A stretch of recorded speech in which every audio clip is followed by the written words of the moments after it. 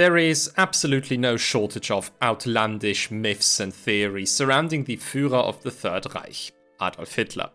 These range from rather humorous claims, such as the widespread running gag of Hitler only having one testicle, to more ridiculous conspiracy theories, which claim, for instance, that Hitler didn't shoot himself, but in fact allegedly escaped to South America or set up a secret base on the back of the moon. And the reasons for this phenomenon are quite obvious. As the British historian Richard Evans, author of the fantastic book The Hitler Conspiracies, The Third Reich and the Paranoid Imagination, put it in an interview with the Times of Israel, Hitler is a figure who, in an increasingly secular age, attracts the attention of a lot of people because he's a kind of icon of evil. He's universally recognizable, and he's obviously hugely important in the modern history of Europe and the world. Further, he says that these conspiracy theories are often purposefully spread by people motivated by the desire for profit, entertainment, or simply attention. In some cases, the conspiracy theories might even have a very sinister background. There are some people who think that Hitler was such a world genius that he must have fooled the Allies. He can't have died a squalid death by shooting himself at the end of the war. In that sense, they are admirers of Hitler. The conspiracy theory that we are going to take a look at today might not be the most popular, but it certainly is one of the more grotesque ones. The claim that Hitler allegedly had Jewish ancestors. This myth was brought up again as recently as May 2020 by the Russian Foreign Minister Sergei Lavrov in an interview with the Italian TV program Zona Bianca.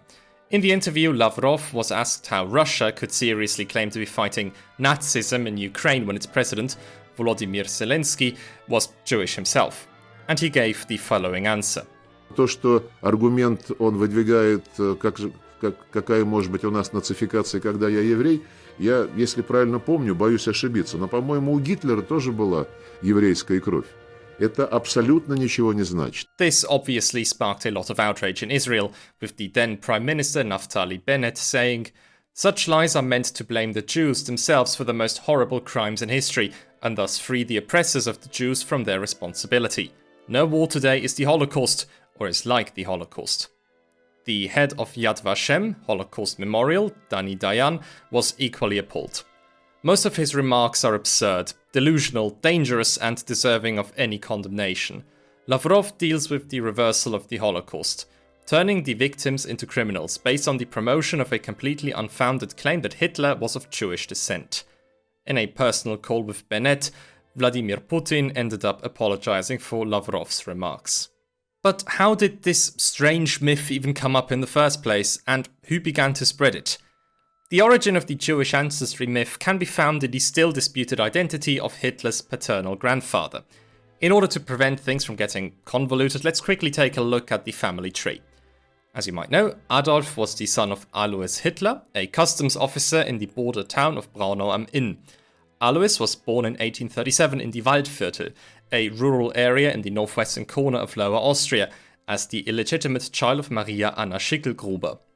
In the baptizing book, he was registered under the name Alois Schicklgruber, but the column with the father's name remained empty. 5 years later, Maria Anna married a miller called Johann Georg Hiedler.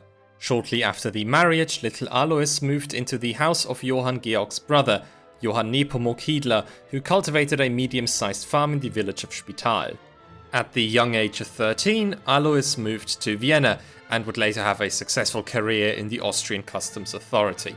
In 1876, Alois changed his surname from Schicklgruber to Hitler, and his stepfather Johann Georg was legally declared to be his father.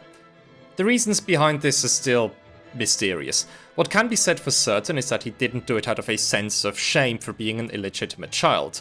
While it is true that bastard children were often frowned upon, they were nothing unusual in the Austrian countryside at the time.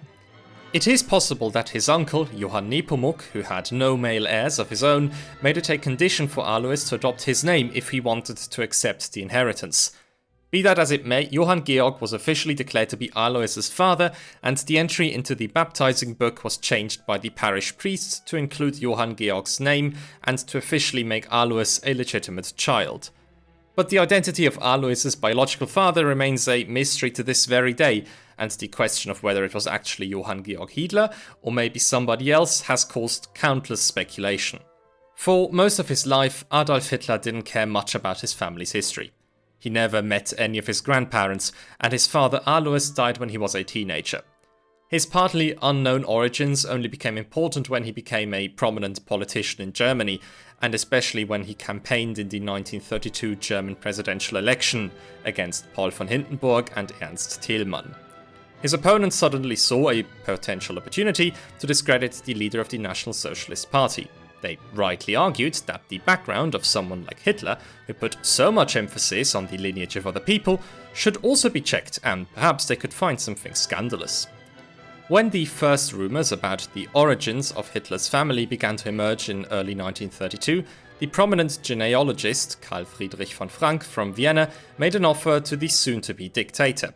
He had apparently already completed a family tree of the Hitlers up until the 4th generation and would expand it even further for the cost of 300 mark.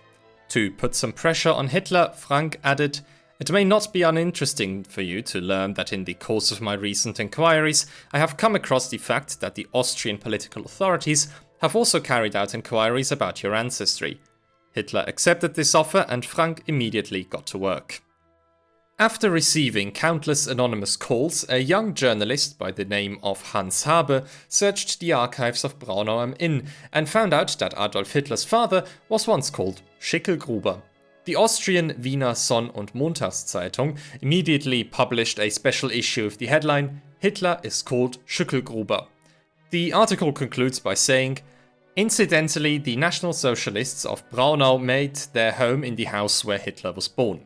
The Hitler boys are surprised when I tell them that their leader's father was called Schicklgruber. They involuntarily realize how that might sound, Heil Schicklgruber, but they can't pronounce it." The National Socialists accuse the Jews of changing their names. They demand that the original names be restored. Why don't they start with the reform in their own house? Adolf Hitler should be called Adolf Schicklgruber. As you can imagine, this caused a huge scandal as thousands of copies were channeled into Germany, where Hitler was then the subject of public ridicule. This only further inspired other journalists and newspapers to find more scandals. In May 1932, Frank already finished the family tree and released it to the public. However, he made a small but significant mistake. Frank claimed that number 45 on the family tree, so Hitler's great-great-great-grandmother, was a certain Katharina Salomon from Niederplötbach. This was wrong, as his actual great-great-grandmother from Niederplötbach was called Maria Hamburger. Frank immediately corrected the mistake in August of the same year, but the damage was already done. Countless journalists noticed the suspiciously Jewish-sounding name of Katharina Salomon and attempted to find Hitler's alleged Jewish relatives. And indeed, in the summer of 1933, when Hitler was already firmly in power in Germany, the newspaper Österreichisches Abendblatt published its findings. "World sensation about Hitler's ancestry," the headline says. "We have sent our special correspondent to Polna to establish on the spot to what extent the rumors are true, and whether there is a real possibility that Adolf Hitler, the apostle of Jew hatred and pogroms, is himself of Czech Jewish descent." The paper claimed to have found links to Hitler's family in the Jewish quarter of Polna, a small town in Czechoslovakia. After combing through the register of Polna's Jewish community, they found countless members who bore the surname of Hitler and lived in the town in the early 19th century. One of them, who was born in 1821, was called Clara, just like the dictator's mother. She allegedly disappeared from Polna and later sent a letter to her family from Spital, the same village where Clara Pölzl was originally from. They also printed pictures of Clara Hitler's house and of a gravestone with the inscription Rosalia Müller, née Hitler, accompanied by Hebrew writing. 1 week later, the paper went so far as to claim that Hitler's Jewish background was notarily confirmed. After the complete objectivity of our reporting was questioned, we found it necessary to send a letter to the Association of the Municipal Museum in Polna and asked the director of this institute, who conducted the research, to publish the results of his inquiries in writing and to provide documentary evidence. The Österreichisches Abendblatt printed an extensive genealogical tree of the Hitler family from Polna, compiled by the Municipal Museum. The family tree claimed that Clara Hitler migrated to Spital, where she then married into the Pölzl family. The tree concluded by saying, There is hardly a Jew who has such a beautiful 250-year-long Jewish family tree as Adolf. There is just one problem with this whole investigation. It's a load of rubbish. The Jewish Clara would have been 78 years old at Hitler's birth, and she couldn't possibly have been his grandmother either. In the fine print, the paper attempted to claim that the director of the Polner Municipal Museum made a small error by claiming that Clara was Hitler's mother. Instead, she must have been a close relative of Hitler's grandmother, which is also incorrect. So even though it would have been an unbelievable sensation, the assertion that Hitler had Jewish relatives was constructed upon baseless assumptions and flawed research. The fact that there were Jews in Polna that bore the same name as the German dictator turned out to be nothing more than a coincidence. When the genealogist Karl Friedrich von Frank finally published the corrected version of the family tree without the name Salomon, the rumors of Hitler trying to hide something only became more popular. In 1936, the writer Konrad Heyden published the very first influential biography of Adolf Hitler, in which he included the rumor of the alleged Jewish relatives from Polna. But ultimately, during Hitler's lifetime, the legend of his Jewish ancestors remained constrained to a small number of publications and was never widely discussed or even taken seriously. To finally squash the rumors once and for all, Hitler commissioned a new family tree in 1937. This time, Georg Hitler was officially declared to be the biological grandfather and that the Führer had an Aryan heritage. The myth resurfaced again during the Nuremberg trials. Shortly before his scheduled execution, Hans Frank, Hitler's personal lawyer and brutal Generalgouverneur of the occupied Polish territories, published his memoirs titled Im Angesicht des Galgens, or In the Face of the Gallows.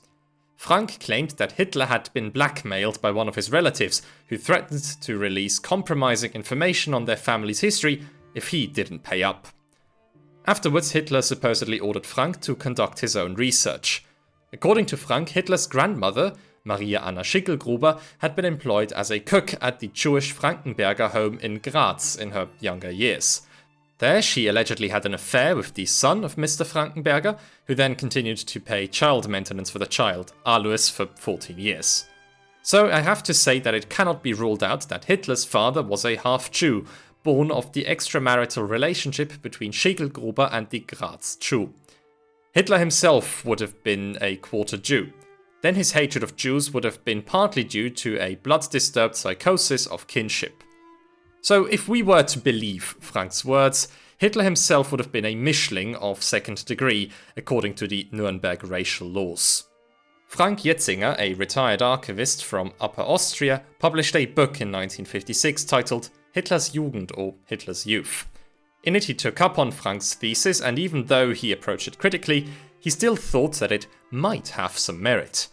It is not possible to provide real proof of Hitler's Jewish ancestry in this way. There is only some probability in favor of it.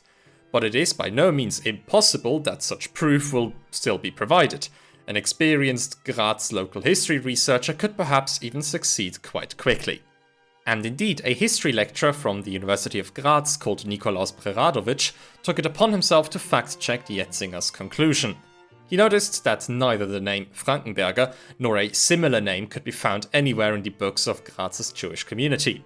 He also went on to explain that there couldn't have been a Jewish family in Graz at the time of Alois's birth in 1837, as Jews had been expelled from Styria in the 15th century and were only allowed to resettle in 1856. And finally, Preradovic pointed out that the alleged Jewish grandfather of Hitler would have been only 10 years old, so more than 30 years younger than Maria Anna Schicklgruber at the time of her pregnancy.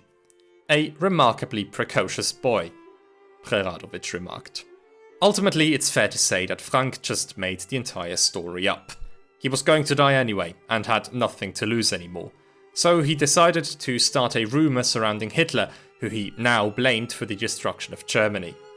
The German-Austrian historian Brigitte Hamann put it like this. It should be made clear that the Frankenberger story has a single source, namely Hans Frank. In the search for the motive behind his double-tongued insinuations, the suspicion arises that the angry anti-Semite Frank also wanted to blame the hated Jews for an allegedly Jewish Hitler, and in any case unsettled them through rumors. All credible historians who have conducted any sort of research on the topic reject the claim that Frank's thesis might hold any sort of merit. It might seem plausible at first glance, but it quickly falls apart once you look closer. So that's the end of the story. Right, not quite. In May 2019, the American psychologist and family physician Leonard Sachs, who had, up to this point, mostly focused on writing books for parents, such as Girls on the Edge and Boys Adrift, took it upon himself to prove that there was actually a Jewish community in Graz. He primarily argues that while Jews were indeed prohibited from settling in Graz, some of them might just have maintained their legal primary residence in the neighbouring Burgenland, while illegally living in Graz. He uses the example of Ludwig Kadisch from the town of Güssing, who attempted to get permission from the Graz authorities to open up an inn for the small, now settled Jewish community. He makes some good points and shows some interesting examples, even if the amount of sources he uses is a bit lacking and should probably have been bigger in order to get a more convincing result. But he's made a good point. It might indeed be possible that there was a tiny Jewish community in Graz in the early 19th century. He also states that it's more than questionable that most contemporary historians rely on the statements given by Preradovic, a guy who would stray from academia and instead become involved in the right-wing extremist scene and even an avid admirer of Hitler in the 1980s, to disprove the Frankenberger Thesis. Which is a fair point. The problem with this paper is what he does with his conclusion. He very much tried to use his research as a justification to argue that it might indeed have been possible that Hitler's grandfather was a Jew from Graz. Sachs argues that Hitler having a Jewish grandfather might explain why he ordered the destruction of his mother's home village of Döllersheim in 1938 in order to create a giant military training area, why Hitler was always hesitant of investigations into his family past, and how Hans Frank may have come up with his ideas. He concludes by saying that Hitler's need to prove to the outside world that he wasn't Jewish might have contributed to his strong anti-Semitism. And he wanted to dispel those rumors by saying, no, Johann Georg Hitler was my father. Now, what evidence do we have, not only that this happened, but that Adolf Hitler knew it? Adolf Hitler knew this and was desperate to conceal it. Indeed, I argue that one factor driving his anti-Semitism was his intense need to prove that I'm not Jewish. Right. If I kill a few million, maybe you'll take me as a Gentile. However, Sachs's findings and arguments have been challenged by historians such as Richard Evans. Even if there were Jews living in Graz in the 1830s at the time when Adolf Hitler's father Alois was born, this does not prove anything at all about the identity of Hitler's paternal grandfather. There is no contemporary evidence that Hitler's mother was ever in Graz, or that there was a Jewish family called Frankenberger living there. There was a family in Graz called Frankenreiter, but it was not Jewish. No correspondence between Hitler's father or paternal grandmother has ever been found, nor is there any evidence for Frank's claim that Hitler's half-nephew knew about it and was blackmailing Hitler, as Frank claimed. Evans also asserts that amateur historians love speculating about Hitler's family background because some people have found his deep and murderous anti-Semitism hard to explain unless there were personal motives behind it. This seems to be the motivation for Dr. Leonard Sachs, a psychiatrist, not an historian making his claims. So, this pretty much concludes it. It can be considered a fact that Hitler did not have Jewish ancestors, and most attempts to prove the opposite have fallen completely flat. There is simply no evidence that could hold such a bold hypothesis. The Hitler was partially Jewish conspiracy theory is an odd one. It initially started out inside a group of journalists opposed to Hitler, all of whom had good intentions probably.